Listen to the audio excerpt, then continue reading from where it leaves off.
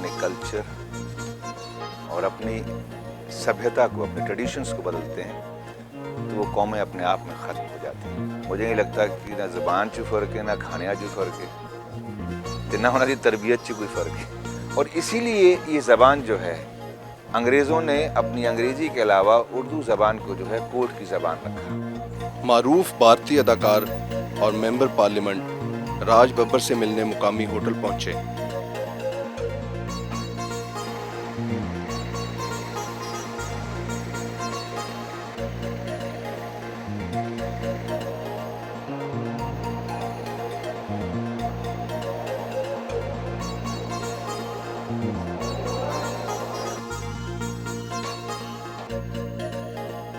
अस्सलाम वालेकुम।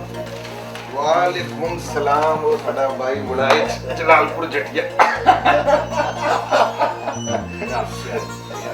यार भी सब जानते हैं।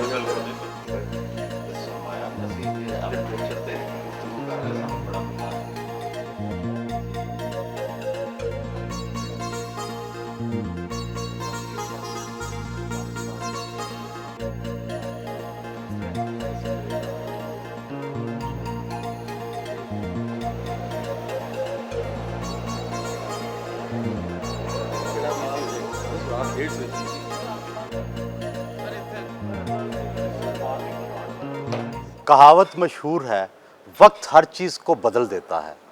तकसीम के 57 साल बाद भारत और पाकिस्तान में सकाफ़त, ज़ुबान और खानों में कितना फ़र्क आया है। जो कौमें अपनी ज़बान, अपने कल्चर और अपनी सभ्यता को, अपने ट्रेडिशंस को बदलते हैं तो वो कौमें अपने आप में ख़त्म हो जाती हैं। जहाँ तक भारत का सवाल है, वही खाने, वही जायके, वही मिर्च मसाले। मैं कराची नहीं गया हूँ, लेकिन लाहौर मैंने जो देखा है, लाहौर का पंजाबी और हमारे पंजाब का पंजाबी, मुझे नहीं लगता कि ना ज़बान च फ़र्क है, ना खाने च फ़र्क है, तो ना उन्होंने तरबियत च कोई फ़र्क है। बहुत सारी हिंदी फिल्में देखकर ये महसूस होता है कि संस्कृत के बहुत से नामानूस अल्फाज उसमें शामिल किए जा रहे हैं। उर्दू जो है, उर्दू ज़बान ही जो है वो मथुरा और अलीगढ़ के बीच में पनपी है। जब तुर्क आए और उस वक्त जो है वो अरबी फ़ारसी से एक आम आदमी की ज़बान को खड़ा किया गया। एक आम आदमी की ज़बान होनी चाहिए जो कि जिसको सब समझ सकें। और इसीलिए ये ज़बान जो है, अंग्रेज़ों ने अपनी अंग्रेज़ी के अलावा उर्दू ज़बान को जो है कोर्ट की ज़बान रखा। और इस ज़बान में एक ड्रामा भी है।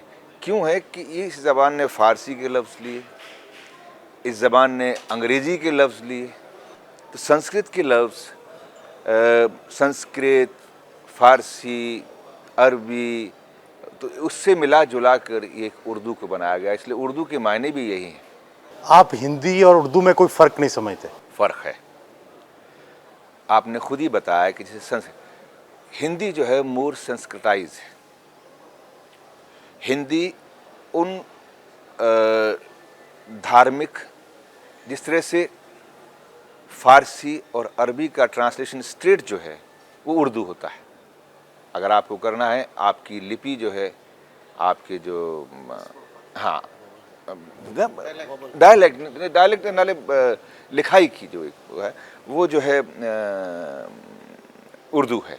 इसी तरह संस्कृत को जब ट्रांसलेट करना होता है तो उसको सीधे हिंदी में ले आते हैं, तो उसमें ज़्यादा पुट संस्कृत का शब्दों का होता है, और जब हिंदुस्तानी में जाते हैं तो उसमें ज़्यादा जो है वो उर्दू के अल्फाज जो हैं और जो सेंटेंस हैं वो ज़्यादा फॉर्म होते हैं। भारत में किसका मुस्तकबिल रोशन है, किस ज़ुबान का?